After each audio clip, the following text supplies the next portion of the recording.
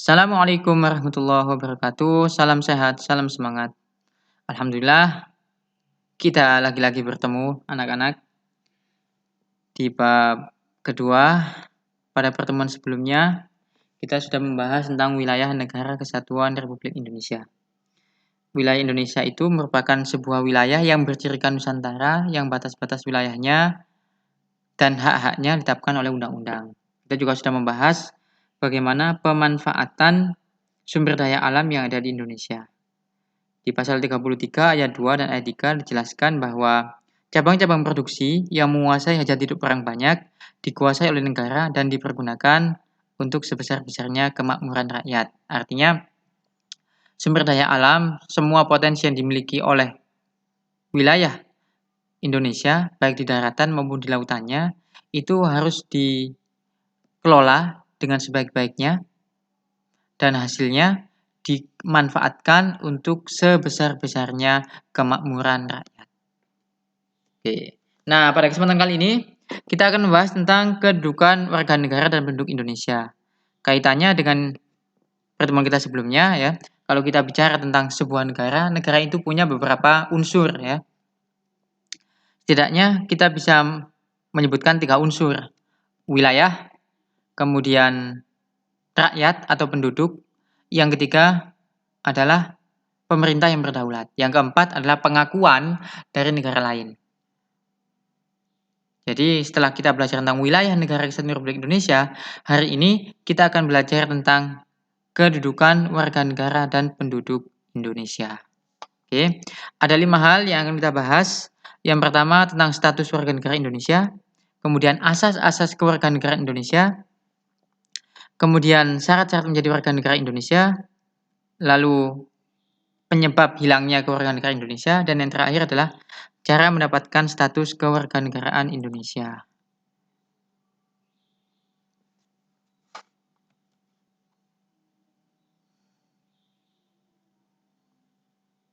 Kita langsung ke slide-nya ya.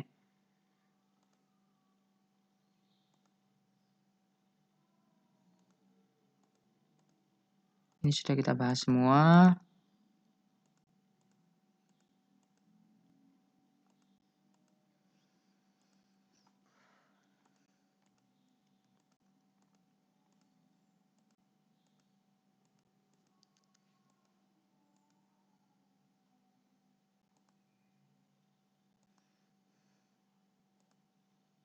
Oke. Jadi, seperti yang sudah saya sebutkan tadi, salah satu syarat bagi satu negara itu adalah adanya rakyat yang mendiami wilayah negara tersebut. Rakyat itu kita bisa bagi menjadi 4. Ada penduduk, bukan penduduk, warga negara, dan bukan warga negara.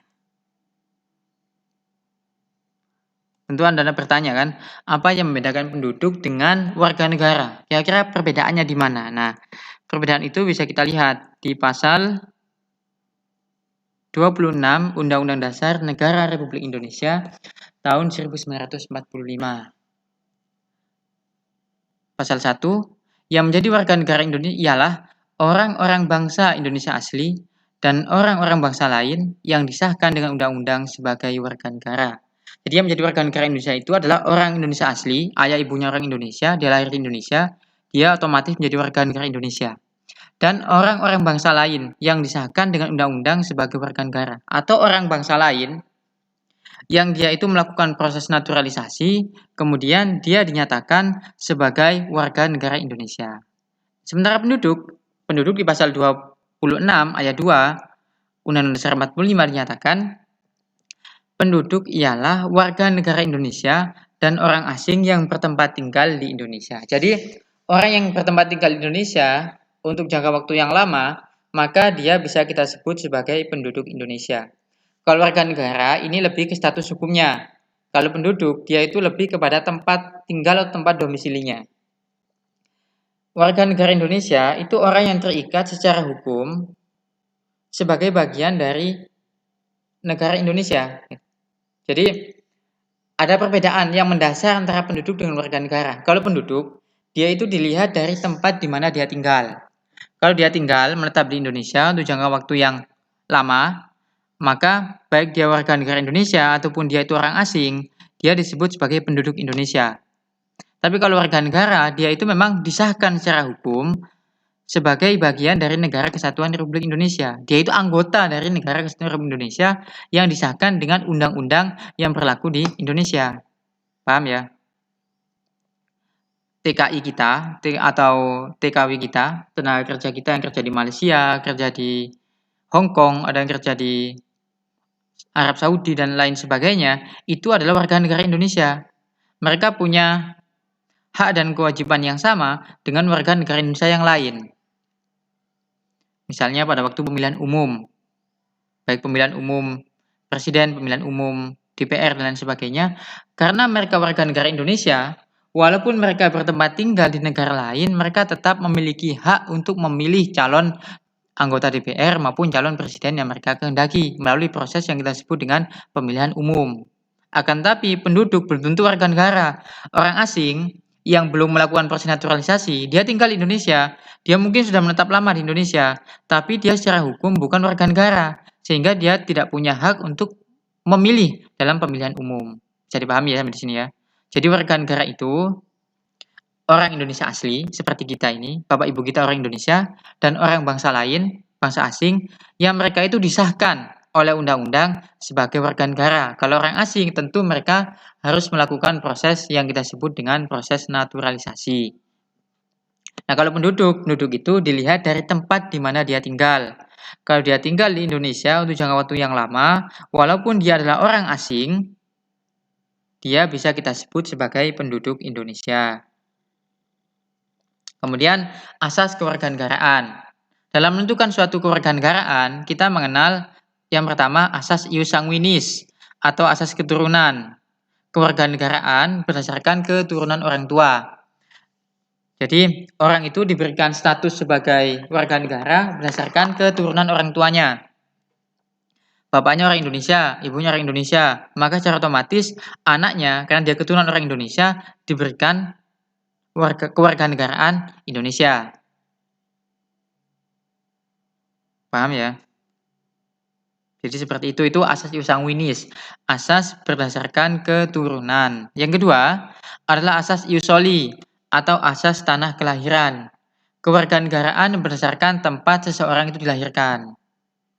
Di mana dia lahir, di situ dia dianggap sebagai bagian dari warga negara. Misalnya, ini ada orang tua Robert warga negara Amerika, melahirkan di negara Inggris.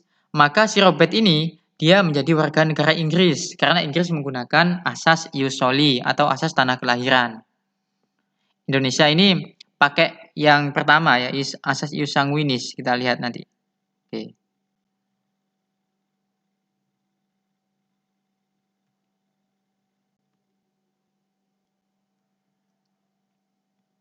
Oke. Perbedaan negara dalam penerapan status kewarganegaraan dapat mengakibatkan status kewarganegaraan seorang menjadi apatrid atau bipatrid. Alhamdulillah.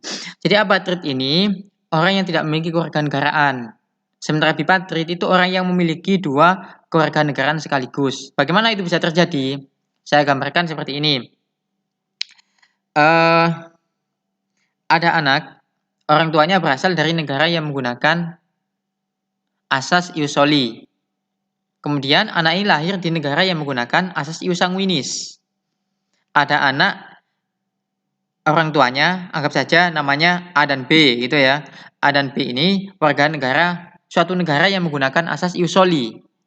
Tiba-tiba dia lahir di negara yang menggunakan asas ius sanguinis. Paham ya?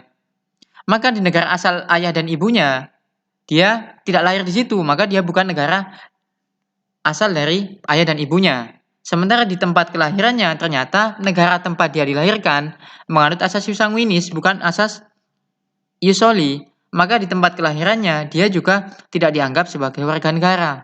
Akibatnya dia tidak punya kewarganegaraan dari orang tuanya, sementara di tempat kelahirannya dia juga tidak memiliki kewarganegaraan. Itu yang kita sebut dengan apatrid. Sebaliknya, ada kasus yang disebut dengan bipatrid. Bipatrid ini kebalikannya. Ada orang yang berasal dari negara yang menggunakan asas ius sanguinis. suami istri ya, A dan B. Nah, kemudian anaknya dia bawa ketika istrinya hamil, dia bawa istrinya itu ke negara yang menggunakan asas ius soli. Anaknya lahir di situ ternyata.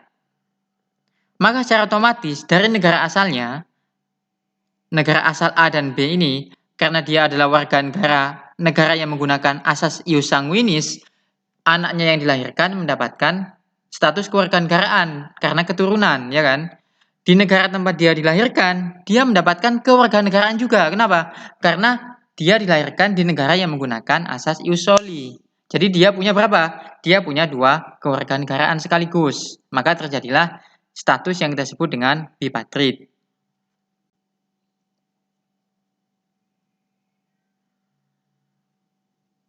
Kewarganegaraan seseorang dapat ditentukan dengan sistem yang disebut sistem stelsel yang meliputi stelsel aktif.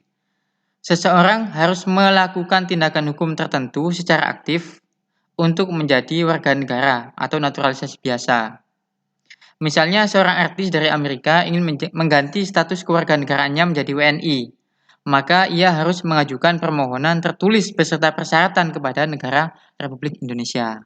Itu kita sebut dengan stelsel aktif. Contohnya, orang Amerika tinggal di Indonesia, mungkin dia menikah dengan orang Indonesia atau dia cari nafkah di Indonesia. Kemudian, dia ingin menjadi warga negara Indonesia. Maka dia melakukan stelsel aktif. Dia mengajukan persyaratan, dia mengajukan permohonan tertulis beserta memenuhi persyaratan yang dipersyaratkan oleh undang-undang untuk menjadi warga negara Indonesia. Stelsel pasif, repudiasi. Seseorang dengan sendirinya dianggap menjadi warga negara tanpa melakukan suatu tindakan hukum tertentu atau naturalisasi istimewa. Hak untuk stelsel pasif ini dia punya hak untuk menolak suatu kewarganegaraan. Misalkan seorang bayi lahir di Indonesia, bayi tersebut langsung dianggap sebagai WNI tanpa mengajukan permohonan kepada negara. Ada bayi lahir di Republik Indonesia, tidak tahu ayah dan ibunya siapa, maka secara otomatis dia itu dengan sendirinya dianggap menjadi warga negara Indonesia tanpa dia melakukan suatu tindakan hukum tertentu. Itu yang kita sebut dengan naturalisasi istimewa. Oke, lanjut ya. Nah, ini asas kewarganegaraan Indonesia. Tadi kita sudah belajar ada asas ius soli, ada asas ius sanguinis. Indonesia pakai yang mana? Menurut Undang-Undang Republik Indonesia Nomor 12 Tahun 2006 tentang Kewarganegaraan Republik Indonesia dinyatakan bahwa Indonesia dalam penentuan kewarganegaraan menganut asas-asas sebagai berikut. Pertama, asas ius sanguinis. Jadi Indonesia ini asas yang pertama adalah asas ius sanguinis. Asas yang menentukan kewarganegaraan seseorang berdasarkan keturunannya. Jadi kalau ayah ibunya orang Indonesia, kemudian anaknya lahir di negara lain, secara otomatis anaknya ini akan mendapatkan kewarganegaraan Indonesia.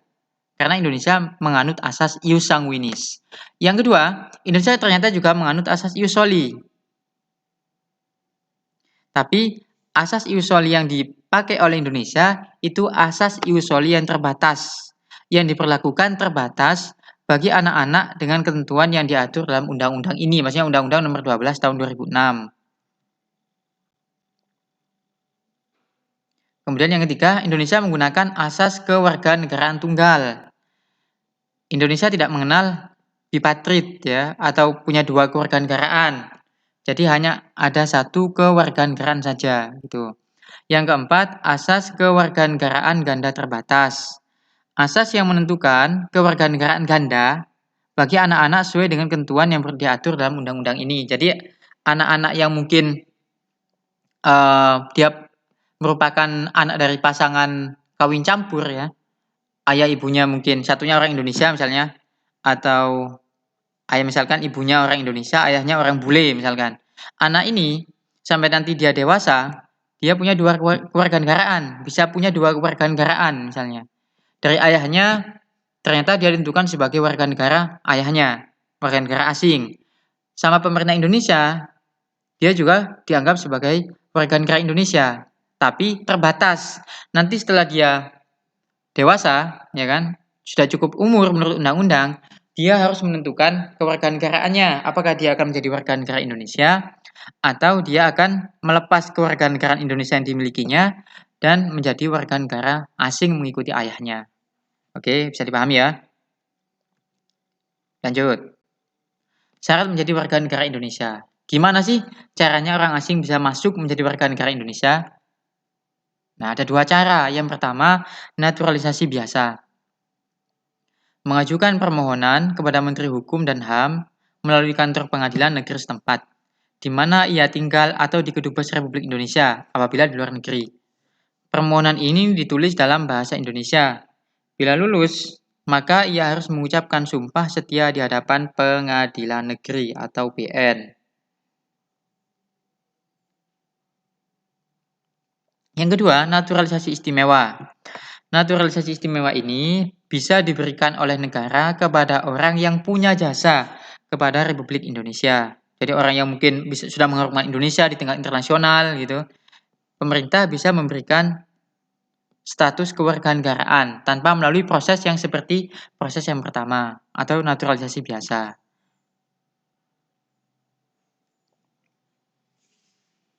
Nah, ada yang kelewatan di sini?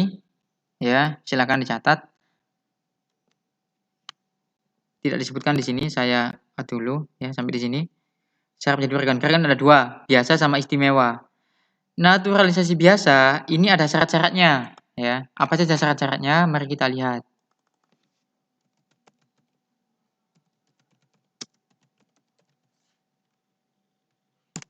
Ini dia. Jadi tidak semua orang bisa mengurus naturalisasi ya. Nah, ini naturalisasi itu apa sih naturalisasi itu sebenarnya?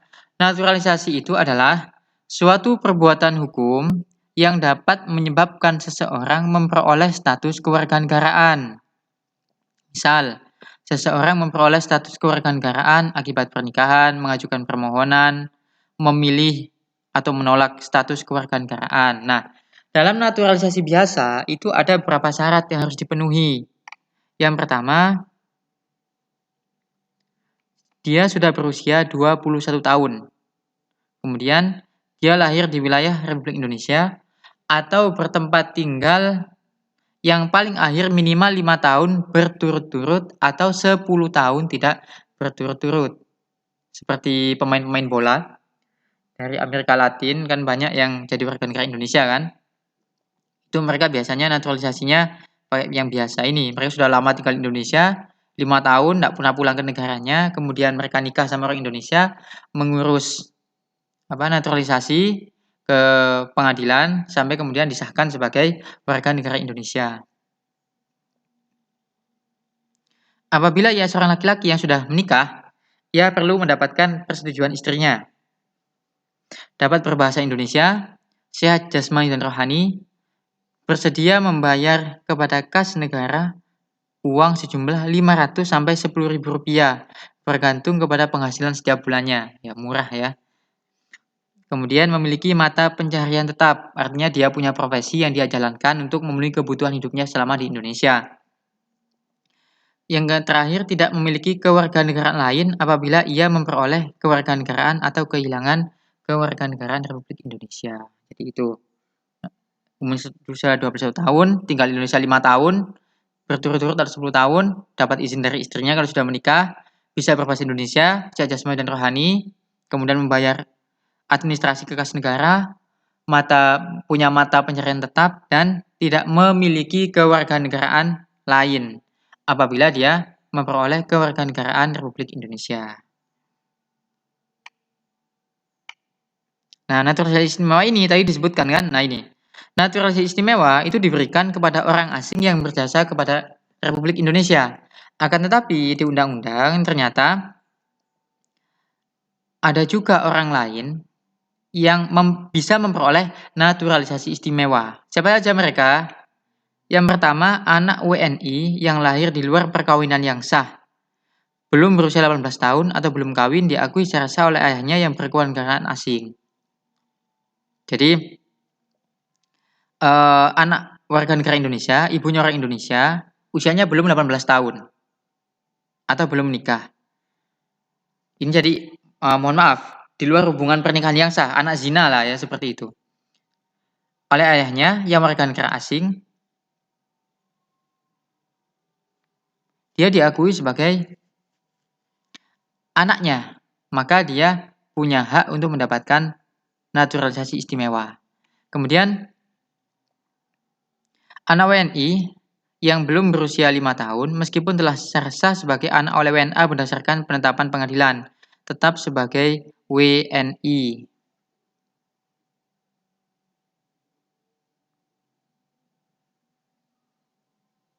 Perkawinan WNI dengan WNA baik sah maupun tidak sah dan diakui orang tuanya yang WNI. Atau perkawinan yang melahirkan anak di wilayah RI meskipun status kewarganegaraan orang tuanya tidak jelas, berakibat anak berkewarganegaraan ganda hingga usia 18 tahun atau sudah kawin. Pernyataan untuk memilih kewarganegaraan dibuat secara tertulis dan disampaikan kepada pejabat dengan melampirkan dokumen sebagaimana ditentukan dalam peraturan perundang-undangan. Yang terakhir ini, warga asing yang telah berjasa kepada negara Republik Indonesia dengan pernyataan sendiri atau permohonan untuk menjadi warga negara Republik Indonesia atau dapat diminta oleh negara Republik Indonesia, kemudian mereka mengucapkan janji setia dan sumpah. Cara ini diberikan oleh Presiden dengan persetujuan Dewan Perwakilan Rakyat. Contohnya ya Gonzales itu ya. Gonzales itu tanggal 3 November 2010 resmi menjadi warga negara Indonesia. Cukup lama dia malang melintang di sepak bola nasional, kemudian dia karena sudah memenuhi syarat yang ini kan, dia sudah berapa tahun? Minimal 5 tahun di Indonesia, dia sudah 7 tahun, apalagi sudah menikah dengan orang Indonesia, dia kemudian menjadi warga negara Indonesia. Naturalisasinya tapi biasa ya, bukan pakai yang istimewa. Oke, lanjut ya.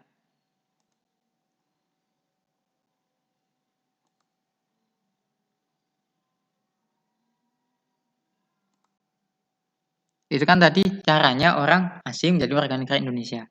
Nah, sekarang apakah bisa orang Indonesia itu kehilangan kewarganegaraannya? Bisa nggak? Orang Indonesia dia kehilangan kewarganegaraan. Bisa nggak? Jawabannya bisa. Menurut Undang-Undang Nomor 12 Tahun 2006 tentang kewarganegaraan di pasal 23 disebutkan beberapa hal yang bisa menyebabkan orang itu kehilangan kewarganegaraan Indonesianya. Yang pertama, dia menjadi tentara negara lain. Kemudian dia memiliki paspor dari negara asing. Paspor itu kan tanda bahwa dia merupakan warga negara asing. Ibaratnya sama dengan KTP, cuma dia bisa dibawa ke luar negeri gitu untuk menunjukkan bahwa dia merupakan warga negara dari negara tertentu. Kemudian seorang itu juga kehilangan kewarganegaraan ketika dia memperoleh kewarganegaraan lain atas kemauan sendiri. Jadi ada orang Indonesia mungkin ke Amerika, dia tinggal lama di Indonesia, di Amerika, mohon maaf. Dia tidak pernah pulang kembali ke Indonesia. Lalu sama pemerintah Amerika, dia ditawari kewarganegaraan karena mungkin dia punya jasa kepada negara Amerika misalnya. Dia terima kewarganegaraan itu, maka secara otomatis menurut Undang-Undang Nomor 12 Tahun 2006, statusnya sebagai WNI saat itu juga hilang. Paham ya? Kemudian menyatakan janji setia kepada negara asing. Ini juga menyebabkan kehilangan kewarganegaraan. Ada lagi yang lain misalnya dia mengikuti pemilihan umum di negara lain yang pemilihan umum itu di Indonesia hanya bisa diikuti oleh warga negara Indonesia. Itu juga bisa menyebabkan kehilangan kewarganegaraan. Oke. Untuk yang lainnya nanti akan saya share di materi ya. Oke. Nah ini. Warga negara Indonesia yang hilang kewarganegaraannya sebagaimana dimaksud dalam Undang-Undang Nomor 12 Tahun 2006 di pasal 23 dapat memperoleh kembali kewarganegaraan Republik Indonesia dengan mengajukan permohonan kepada menteri melalui pejabat atau perwakilan Republik Indonesia yang wilayah kerjanya meliputi tempat tinggal pemohon. Jadi ya dia harus melakukan itu, harus melakukan apa? Mengajukan permohonan kembali untuk menjadi warga negara Indonesia. Itu saja ya yang bisa kita bahas pada kesempatan kali ini. Jadi kita simpulkan bahwa warga negara Indonesia itu adalah orang asing dan orang Indonesia asli yang dinyatakan oleh undang-undang sebagai warga negara. Sementara penduduk adalah orang asing maupun orang Indonesia yang tinggal di wilayah Negara Kesatuan Republik Indonesia. Indonesia tadi menganut asas ius sanguinis berdasarkan keturunan, asas ius soli. Kemudian Indonesia juga menganut asas kewarganegaraan tunggal. Tidak boleh ada warga negara yang punya dua kewarganegaraan. Dan yang terakhir adalah asas kewarganegaraan ganda terbatas untuk anak yang usianya masih di bawah 18 tahun. Jadi sebelum dia usia 18 tahun, dia boleh punya dua kewarganegaraan. Kalau salah satu orang tuanya warga negara asing, kemudian dia diberikan sama si negara asal dari orang tuanya yang warga negara asing ini kewarganegaraan. Nanti setelah dia sudah berusia 18 tahun atau dia sudah menikah, dia boleh memilih menjadi warga negara Indonesia atau menjadi warga negara asing. Oke. Itu saja yang bisa saya sampaikan. Terima kasih. Kurang lebihnya saya mohon maaf. Kita jumpa lagi di kesempatan berikutnya. Wassalamualaikum warahmatullahi wabarakatuh.